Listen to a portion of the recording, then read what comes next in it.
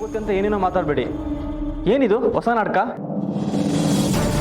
ನಾಟಕ ಮಾಡ್ತಾ ಇರೋದು ಯಾರು, ನಿಮ್ಮಿಂದ ನಾಟಕ ಮಾಡಿಸ್ತಾ ಇರೋದು ಯಾರು ಅಂತ ಪ್ರಪಂಚಕ್ಕೆ ಗೊತ್ತಾಗ್ಲಿ.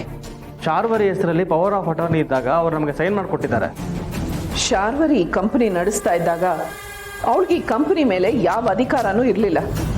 ಪವರ್ ಆಫ್ ಅಟಾರ್ನಿ ಅಂದರೆ ಏನಂತ ಗೊತ್ತಾ ನಿಮಗೆ? ಲಾಯರ್ ಸಾಹೇಬ್ರೆ, ಸ್ವಲ್ಪ ಹೇಳಿ ಅವ್ರಿಗೆ. ಅಧಿಕಾರ ಇಲ್ಲದೆ ಸೈನ್ ಮಾಡೋಕ್ಕಾಗುತ್ತಾ?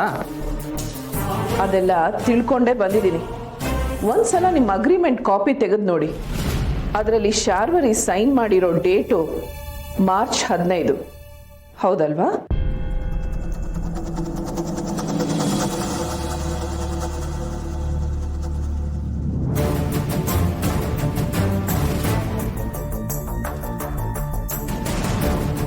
ಹೌದು, ಮಾರ್ಚ್ 15. ಅಮ್ಮ, ಏನಿದೆಲ್ಲ? ಅಮ್ಮ ಅವ್ರು ಸೈನ್ ಮಾಡಿ ಕೊಟ್ಟಿದ್ದಾರೆ ಅಂದಮೇಲೆ ಆ ಅಗ್ರಿಮೆಂಟ್ಗೆ ವ್ಯಾಲ್ಯೂ ಇದೆ ಅಂತಾನೆ ಅರ್ಥ.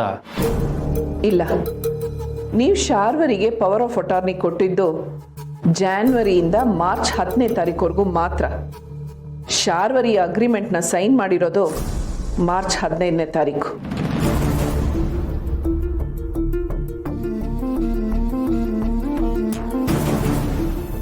ಅಂದ್ರೆ ಪವರ್ ಆಫ್ ಅಟಾರ್ನಿ ಮುಗಿದು 5 ದಿನ ಆದ್ಮೇಲೆ ಶಾರ್ವರಿ ಸೈನ್ ಮಾಡಿರೋದು.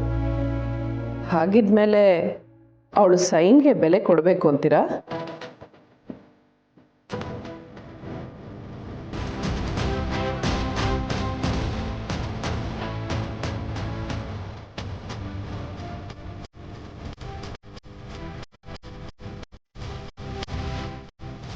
ಇದರಲ್ಲಿ ಪವರ್ ಆಫ್ ಅಟಾರ್ನಿ ಡಾಕ್ಯುಮೆಂಟ್ಸ್ ಇದೆ, ಸರಿಯಾಗಿ ನೋಡ್ಕೊಳ್ಳಿ. ಶಾರ್ವರಿ ನಿಮ್ಮ ಜೊತೆ ಅಗ್ರಿಮೆಂಟ್ ಸೈನ್ ಮಾಡುವಾಗ ಅವಳಿಗೆ ಯಾವ ಪವರು ಇತ್ತಿಲ್ಲ.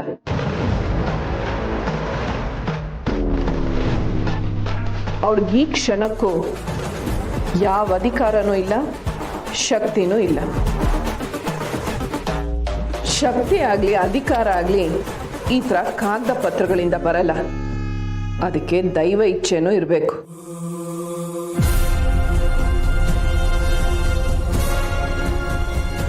ವಕೀಲ್ರೆ, ನೀವು ಇದನ್ನು ಗಮನಿಸ್ಲಿಲ್ವಾ? ಕ್ಷಮಿಸಿ ಸರ್, ಪವರ್ ಆಫ್ ಅಟರ್ನಿ ಆಗಿತ್ತಲ್ಲ, ಅದು ಡೇಟ್ ವ್ಯಾಲಿಡಿಟಿ ಇದೆ ಅಂದ್ಕೊಂಡಿದ್ದೆ. ಆ ಡೇಟ್ನ ನಾನು ಗಮನಿಸಲಿಲ್ಲ. Really sorry sir. ಇಷ್ಟು ಮಾತ್ರ ಅಲ್ಲ, ಶಾರ್ವರಿ ಈಗ ಪೊಲೀಸ್ ಕೇಸಲ್ಲಿ ಆರೋಪಿ. ಪೊಲೀಸ್ನವರು ಅವಳನ್ನು ಹುಡುಕ್ತಾ ಇದ್ದಾರೆ.